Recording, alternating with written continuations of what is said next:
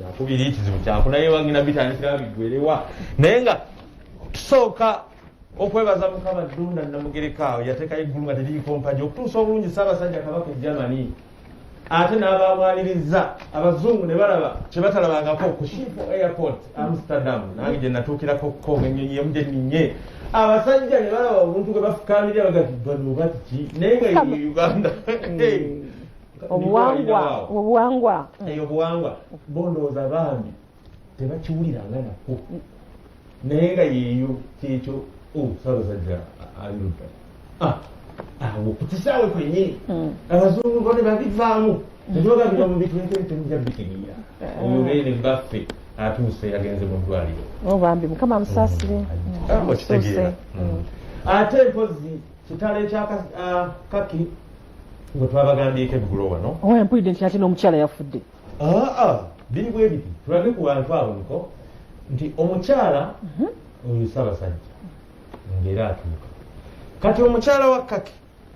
yafa ennaku z'omwezi ndoza 12 kaki oyo kaaya oyo omukyala ate mukyala mukulu ye waali olutalo ne lusituka ate nti ono totambuza nnyo nti oli omukyala yaleese obuzibu kulwali aye bintu ofumula misinde naye nga ate kimanyikiddwa kati yafuddeko kaaya ekyo kizimbe yakitunda Bulanga Apartments abadde mugagga nnyo n'enana apartments naye yazitunda abadde ne taxi 40 ne drones eza taxi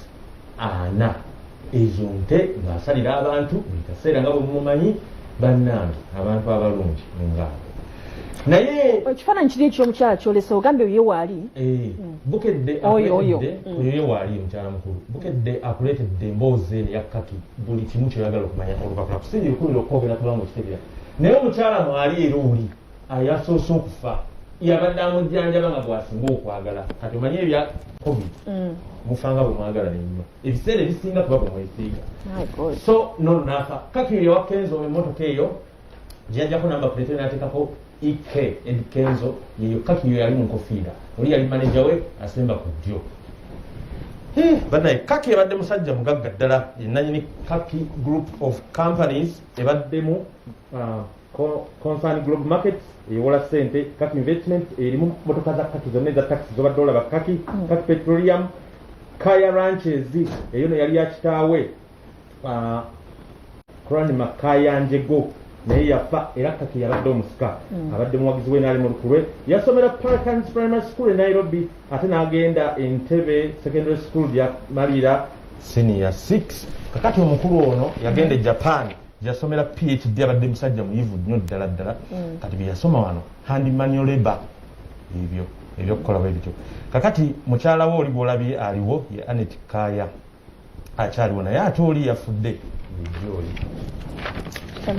Mukama bagumye abafamire kitalo ddala banna ate nno ebintu bikyagenda mu maaso wano waliwo ennyimba ziri ze twayogeddeko eggulu edda tulabemu taata ndowooza tulabe taata wa Lumbuye kubanga Lumbuye ebintu bya Lumbuye bituwanvuyeko bisobera naye Lumbuye ono yasookera awo mu Kisenyi buli omu ajjawa bintu bya Lumbuye najja nti nze taata we muto kati waliwo yatugambye nti nze taata naye ate oli gwe mwalaze taata muto kimanya tugaa taata wa Lumbuye yafa kati ono n'atandika okutulaga Lumbuye bwe yeerandiza okuva mu Kisenyi omanyiiwaawo Ghetto boy ate ono yalaba Lumbuye oyo gwolaba Lumbuye nti waliwo akatambi keyogerako konti be baleeta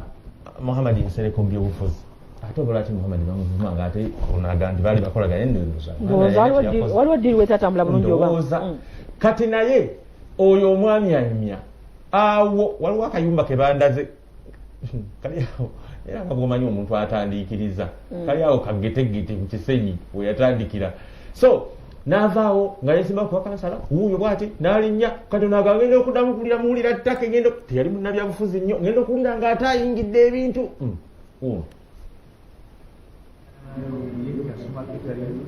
n'amaliriza n'atandika okukola ndowooza bbiri awo bbiri gumu yatandika okukola yayagala nnyo ebyobufuzi era bwe yayagala nnyo ebyobufuzi ne tukwatagana nga tubeera mu Mengo Parish nga yabeera mu Sserwanga nze mbeera mu Bagaloli na tugenda okuwulira nti Akadibu yatugenzeeko yagenze ali bweru netumala ebbanga tukola kina tetumulaba wabula waba wayise emyaka nga 10 Akadibu yakoma mu Uganda era abamu nzisaatu bakisa kumulabako naye bamulabako najja n'atubuuzako naddayo kati era saasooka kumulabanga ababuloga kati nga nepulya bakozesa bya lumbuye kati nga lumbuye yayogedde nga nange simanyi lumbuye kyayogera naye ngenda okukulawo nenkulaba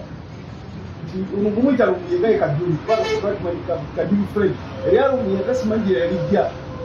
ye erinnya lituufuye Kaduli Fred Kaduli Fred yazaalibwa mu Sserwangaawo wali taata we era